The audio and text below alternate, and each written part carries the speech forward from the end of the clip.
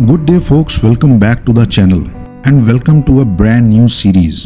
मैं जानता हूं कि पिछले काफ़ी टाइम से कोई वीडियो पोस्ट नहीं कर पाया, but I hope with this series I will be able to make it up. और ये सीरीज थोड़ी ख़ास है क्योंकि मैं जा रहा हूं यूरोप के 3 देशों को घूमूंगा मैं इस ट्रिप में, जो कि हैं फ्रांस, ऑस्ट्रिया और स्लोवाकिया। पर सिंस मैं सबसे ज़्यादा टाइम फ्रांस में गुजारने वाला हूँ तो वही मेरा बेस कंट्री है। तो चलिए शुरू करते हैं अपनी जर्नी पुणे से मुंबई के छत्रपति शिवाजी टर्मिनल एयरपोर्ट के लिए और वहां से फ्रांस की कैपिटल पेरिस। व्यूअर्स की जानकारी के लिए इस वीडियो में कोई डेस्टिनेशन नहीं है, ये वीडियो है मेरे सफ़र और फ्रांस में मेरे पहले दिन के बारे में।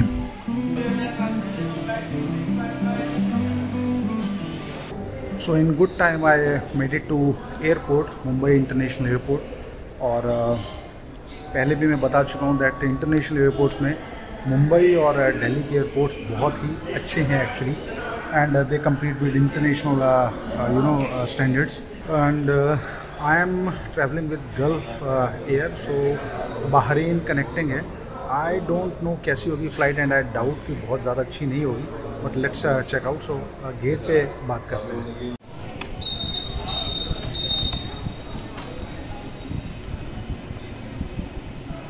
Yes, so I'm at gate and all set to leave now। और बहुत ही जल्दी में एक्चुअली ये वीडियो हुआ सब on the way what ever I have shown you, but I won't be shooting much on their journey itself. और बाकी की जो डिटेल्स हैं वो आपको मिलती ही रहेंगी। And once I reach my destination then the real thing will start, जो असली हमारा ट्रिप और घूमना फिरना discussion. So wait until then, और थोड़ी देर में I will start loading.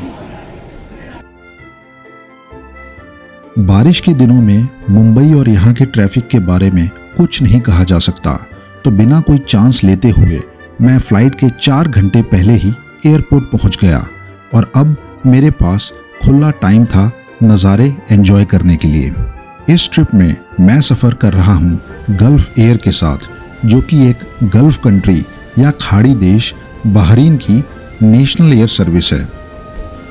Internet पे गल्फ एयर के कोई बहुत पॉजिटिव रिव्यूज़ नहीं थे। खैर उनकी सर्विस भी मुझे कोई ख़ास नहीं लगी, पर फ्लाइट ऑलमोस्ट खाली थी और मुझे मेरे मन मर्जी की सीट मिल गई, तो मैं तो आराम से लगभग 4 घंटे के बाद लैंड हुआ बहरीन।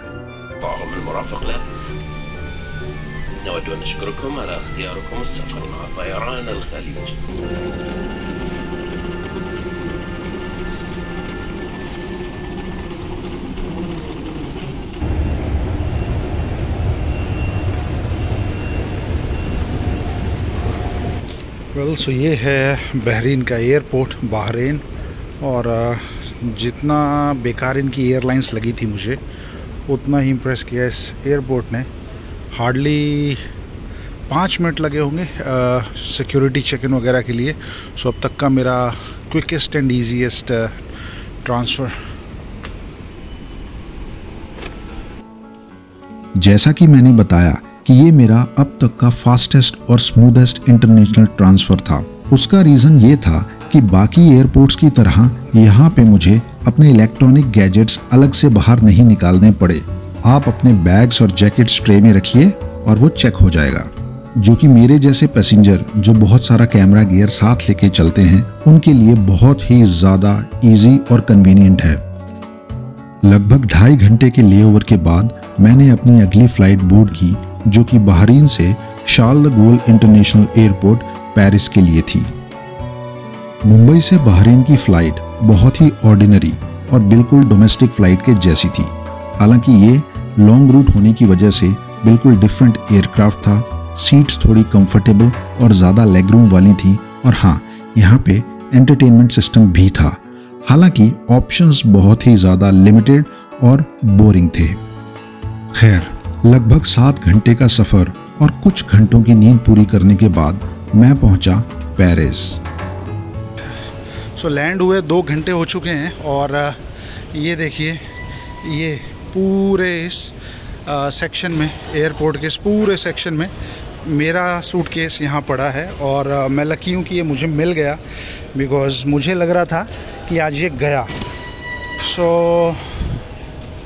बताता हूँ अभी सब क्या हुआ। सो फ्लाइट तो लैंड हो गई थी टाइम पे, लाइक 8 बजे फ्रांस के टाइम से, बट 2 घंटे से लाइन में लगे हुए हैं। इनके पास मैन पावर नहीं है, बहुत ही बकवास एक्सपीरियंस हुआ है, बेकार।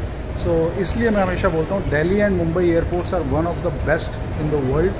और थाईलैंड का स्वर्ण भूमि एयरपोर्ट भी अच्छा है, और मिडिल ईस्ट के कुछ एयरपोर्ट्स अच्छे हैं, ठीक ठाक हैं। यूरोप में आप वो सब एक्सपेक्ट मत कीजिएगा।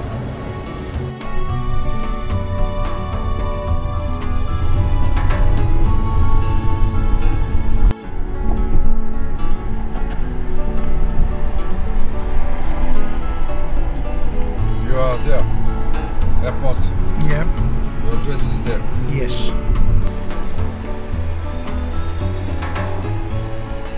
So yeah, got a cab और अभी मैं जा रहा हूँ अपने होटल में। मैं फ़िलहाल यहाँ पे रह रहा हूँ, एक सबर्बन है फ्रांस का, पेरिस का, थोड़ा आउटस्कर्ट्स में है, लगभग 45 किलोमीटर्स अवे है। और यार एक्सपीरियंस तो ना बुरा ही रहा। मतलब यूरोप में मैं पहले आ चुका हूँ, जर्मनी आ चुका हूँ, वहाँ भी एयरपोर्ट तो छोटा ही है, लेकिन पहले आप बैगेज कलेक्ट करते हैं, देन इमिग्रेशन होता है। यहाँ का प्रॉब्लम कैसे था कि इमिग्रेशन की लाइन में आपको लगना था, और काउंटर्स बहुत कम थे, जो थे उसमें भी लोग पूरे नहीं थे। और आते आते तो ये हो गया था कि 2 ही ऑफिसर्स लाइन उस पर रह गए थे काउंटर पे, एंड देन पीछे से एक और फ्लाइट आ गई। And as we saw that वो फ्लाइट के जो बिजनेस क्लास के लोग वो डायरेक्ट लाइन कट करके आ सकते थे, तो उसकी वजह से बहुत टाइम लग गया। 2 घंटे तो हम खड़े रहे लाइन में। और बैगेज मैंने आपको दिखाया ही कैसे लावारिस पड़ा था, कोई बड़ी बात नहीं अगर वो हो भी जाता तो थोड़ा बैड एक्सपीरियंस। बट एनीवे अभी तो मैं एंजॉय कर रहा हूँ कंट्री साइड यहाँ का। और जैसा जर्मनी था, बिकॉज पास में ही अभी जर्मनी के ऊपर से उड़ के ही आ रहे हैं हम लोग। इमिग्रेशन इट्सल्फ में थोड़ा प्रॉब्लम आया, बिकॉज भाई इंडियन हैं तो शक्ल से जो इंडियन पाकिस्तानी लगते हैं उनको शक ही होता है क्यों आए हैं। तो उसने मुझसे पूछा भी नहीं क्यों आए हो, नहीं मैं बोलता कि भाई सो एंड सो रीज़न से आया हूँ, तो रिटर्न टिकट दिखाओ, होटल का बुकिंग दिखाओ, कैश कितना है वो दिखाओ, तो वो सब करके। पर ठीक है, अभी वो तो हमको झेलना पड़ेगा ही थोड़ा बहुत, बट ठीक है, let's take it positively now. और आगे की बातें में भी रास्ते में अच्छे व्यूज़ आएंगे वो दिखाता हूँ, नहीं तो फिर सीधा होटल पे मिलते हैं।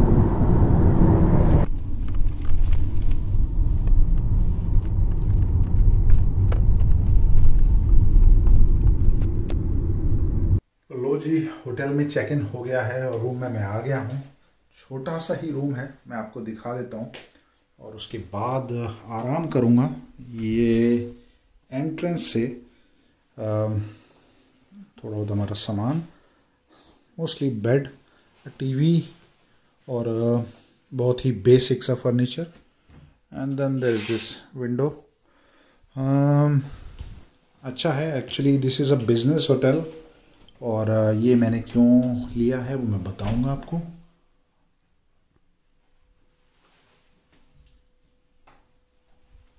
अब थोड़ा आराम वगैरह करके और थोड़ा रिलैक्स नींद मैं पूरी कर लूँ, उसके बाद मैं आपको आसपास का एक टूर दूंगा इस लोकेलिटी का, विच इज़ कॉल्ड सर्जी। काफ़ी बड़ा एरिया है और पेरिस से लगभग 1.25 घंटे की ये दूरी पे है, और 45 किलोमीटर्स भी आप बोल सकते हैं। एंड बाकी ट्रिप का एजेंडा वगैरह क्या है वो मैं आपको सब बताऊंगा धीरे धीरे।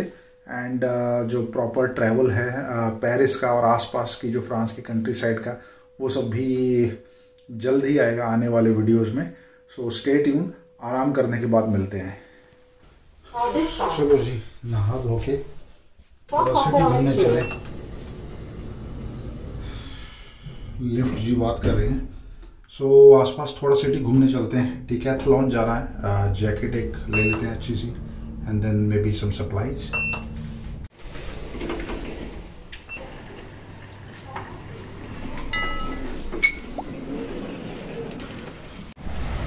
सो ये है जी, यहाँ पे वॉकवेज सब अच्छे से बना हुआ है, व्लॉगिंग वगैरह बहुत अच्छे से नहीं कर पाऊँगा बिकॉज़ यहाँ भी खतरा है कि कोई फ़ोन छीन के भाग जाए। सो जितना सेफ़ रहते हुए मैं जो दिखा पाऊँगा वही आज दिखाऊँगा। ये यहाँ का कोई लोकल स्टेडियम है, सॉकर का ग्राउंड है फुटबॉल का, यहीं के पास। हाँ, ये रहा सामने डीकैथ।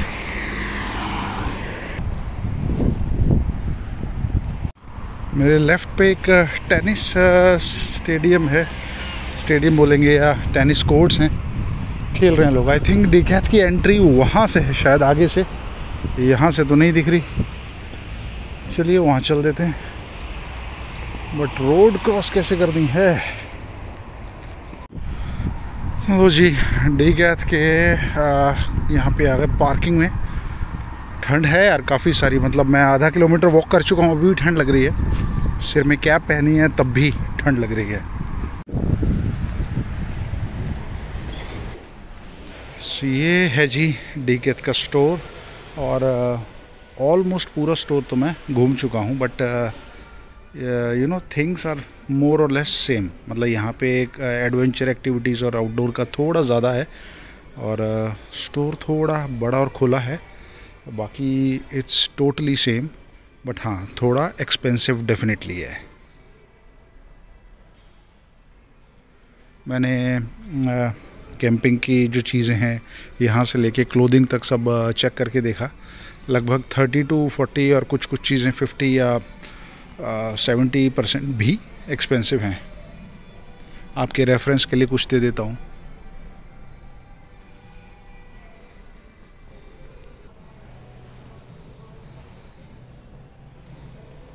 तो ये जो मेरा फेवरेट एरिया होता है डीकैथ का इंडिया में, जो कार्गोज और khakis and hats and all that, price आप यहाँ से जज कर सकते हैं। मैं ये वाला कार्गो यूज़ करता हूँ and this is for 36 euros here.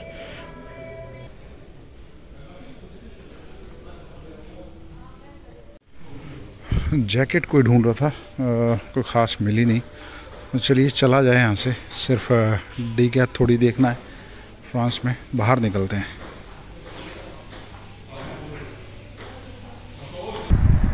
सो डीकैथ से बाहर आ गया हूँ। थोड़ा सा एक्सपेंसिव था और मुझे जो चाहिए था मिला भी नहीं। एक जैकेट पसंद आई थी बट वो हाफ थी, फुल मिलती तो मैं ले लेता। फ़िलहाल कुछ खाने पीने का प्रबंध किया जाए, फिर बात करते हैं। ये देख लो जी अमेज़ॉन का इतना बड़ा वेयर हाउस। अमेज़ॉन यहाँ भी चलती है काफ़ी।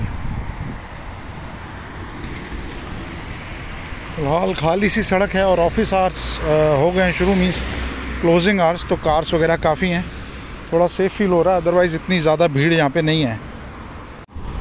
अब मैं यहाँ से थोड़ा सा आगे चला गया था बट मैंने देखा वहाँ पे वॉकवे नहीं है, घास है, तो चल सकते हैं कि नहीं पता नहीं।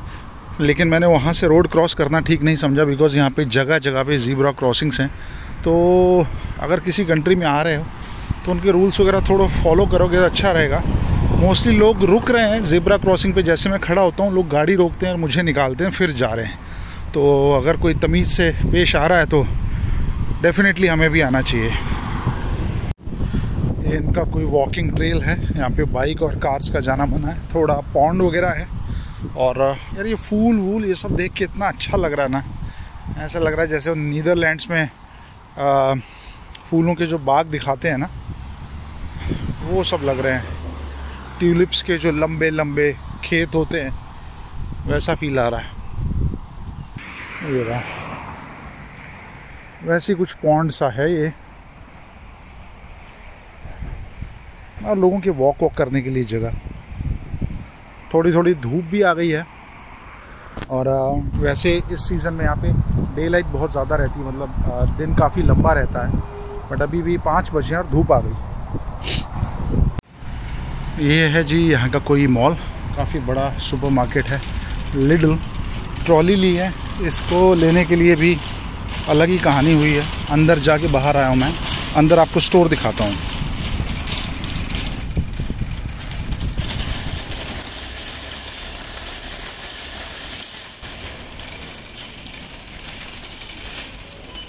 ये सब ब्रेड्स हैं और यहाँ पे ये ब्रेड्स लेने का अजीब सा एक तरीका है, एक ले ही लेते हैं।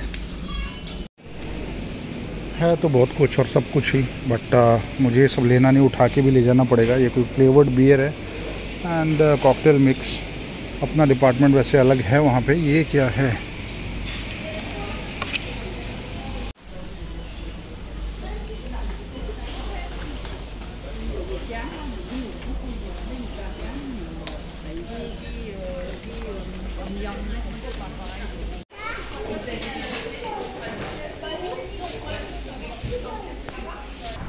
मैकडोनल्ड गया था, वहाँ से बर्गर और सैलेड ले लिया है और सप्लाईज़ वगैरह अपनी ले ली हैं।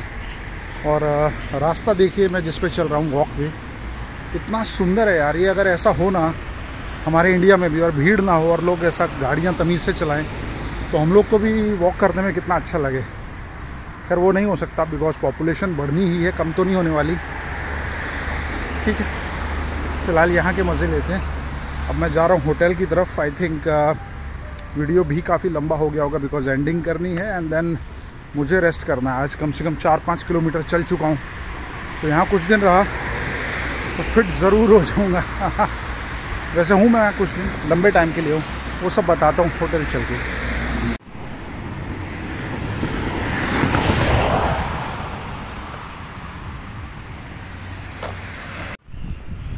ये यहाँ का कोई रेजिडेंशियल एरिया और आगे शायद स्कूल या कोई पब्लिक प्लेइंग एरिया है बच्चों का। काफ़ी अच्छा और शांत इलाका है। ये आ गया जी अपना होटल सामने। जल्दी से अंदर चलें और दिन समाप्त करें आज का। Alright, back in the hotel और नहाना धोना क्लीन अप सब हो गया और सामान वगैरह भी फैला लिया है। थोड़ा बहुत कुछ सामान लाया अपने लिए, एप्पल्स और कुछ खाने वाने की चीज़ें, पानी, बिकॉज यूरोप में आपको पानी खरीद के ही पीना है मोस्टली जगह। जर्मनी में तो आप होटल्स वगैरह में टैप वाटर भी पी सकते हैं। यहाँ पे मैंने पूछा था बट वो थोड़ा हेजिटेंट था, तो मैंने कहा अपन खरीद के ही पियेंगे। सो दिन है कि मानता नहीं, ख़त्म ही नहीं हो रहा है। यहाँ पे अंधेरा शायद 11 बजे के करीब होगा जो मैंने पता किया है। एंड अभी तक जर्नी अच्छी रही। मेरा यहाँ आने का क्या मकसद है? मैं बेसिकली काम के सिलसिले में आया हूँ यूरोप, और मैं सिर्फ फ्रांस नहीं कुछ और देशों में भी जाऊँगा। वो धीरे धीरे आपको सब पता चलेगा आगे। But of course there are opportunities to travel as a tourist also, तो वो भी मैं करूँगा। और पेरिस के सिंस मैं आउटस्कर्ट्स में ही रह रहा हूँ, पेरिस सिटी में नहीं रह रहा हूँ, तो पेरिस टूरिस्ट पर्सपेक्टिव से या कभी अगर आप आएँ और आपके एंटरटेनमेंट और इन्फॉर्मेशन के लिए कुछ एक वीडियोस मैं बनाऊंगा, so that Indian tourist perspective से आपको यूरोप, फ्रांस और मोस्टली पेरिस कैसा लगेगा वो सब मैं दिखाऊंगा वीडियोस में आने वाले। एक दो चीज़ें बताता हूँ। जैसे होटल वाले जो स्टाफ हैं, मतलब मिनिमल स्टाफ होता है ऐसे होटल्स में, तो दे आर वेरी हेल्पफुल। पानी मैं लेने वाला था उनसे बट आधा लीटर पानी 1.2 यूरोस का था। तो बोला आप यहाँ से ना खरीदे, अगर बाहर से भी खरीद ले तो आपको 1 यूरो में 2 से 3 लीटर पानी मिल जाएगा। सो ये चीज़ें क्या इंडिया में पॉसिबल हैं? इस तरह की ईमानदारी और हेल्पफुल नेचर, आई थिंक हम लोग को ये करना चाहिए। हमारा एटीट्यूड और थोड़ा उस साइड अलाइन होना चाहिए। Nevertheless so that's it. बहुत लंबा दिन रहा, कल का भी 2 दिन हो गए सफ़र में और थक गया हूँ काफ़ी। So I end my video here and just stay tuned, क्योंकि आने वाले जो वीडियोस होंगे वो होंगे ट्रैवल के लिए। So see you in the next video. शाम हो गई है और थोड़ा बाहर निकलते हैं और एक्सप्लोर करते हैं इस जगह को। यहाँ पे पोर्ट है, तो ये है यहाँ का पोर्ट। वाह, काफ़ी बड़ा इनका रिक्रिएशनल एरिया है ये। अभी हम चलते थोड़े एक विलेज साइड पे। अभी इस एरिया को देखिए, क्या सुंदर है यार। काफ़ी पुराना चर्च लग रहा है भाई, और काफ़ी सुंदर ये इनका कोई टाउन हॉल या सेंटर सिटी बिल्डिंग टाइप। गलियाँ और नज़ारे यार एक से एक सुंदर आते जा रहे हैं। मतलब समझ नहीं आ रहा क्या शूट करूं क्या छोड़ूं। मेरे लेफ्ट पे कितना पुराना सा घर है यार। टाइम हो गया 9 बज चुके हैं और अंधेरा खैर अभी भी नहीं हुआ। और लाइफ में पहली बार नाइफ और फोक से मैं बर्गर खाऊंगा यार। वाह।